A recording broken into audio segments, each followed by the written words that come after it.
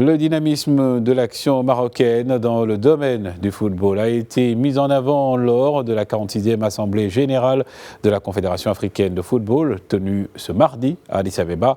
Le président de la FIFA, Gianni Infantino, et de la CAF, Patrice Motsepe, ont tenu à remercier le Maroc pour ses actions en faveur de la promotion du football dans le continent, a indiqué une déclaration à la presse donc de Hamza El Rajoui,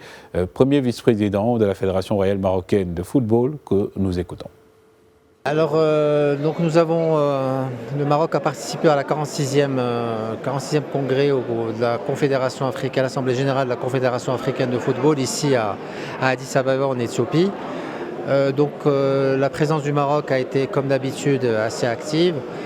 dans la mesure où il a été remercié soit par le président de la CAF, soit par le président de la FIFA à travers l'action et le dynamisme de l'action marocaine à ce niveau-là. Nous devons juste citer un peu sur l'année 2025 avec les différentes compétitions qui vont être organisées, que ce soit pour la CAF, soit pour la FIFA, la CAN féminine, la CAN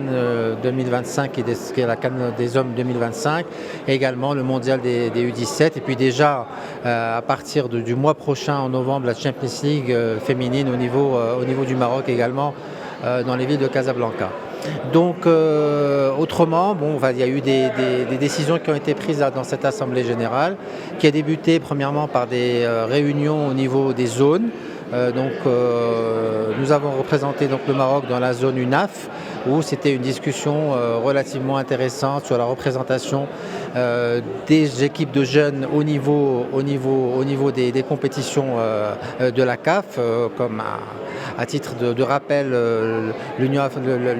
a que 2 équipes qui le représentent dans les compétitions africaines. Et donc, au fait, on a fait une demande de manière à ce que ça soit relevé à plus que 2 équipes, compte tenu du niveau de nos jeunes, et que, effectivement, nous avons émis ce souhait,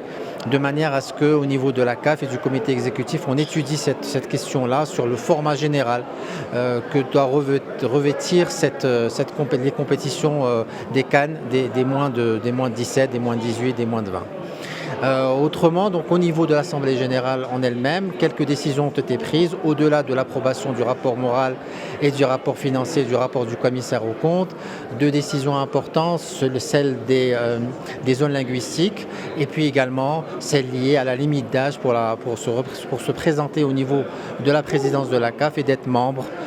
au niveau du comité exécutif de la CAF, qui était jusque-là limité à 70 ans. Voilà globalement un petit peu les grandes lignes de cette Assemblée générale qui s'est passée dans de très très bonnes conditions au niveau de Addis Abeba, que ce soit les conditions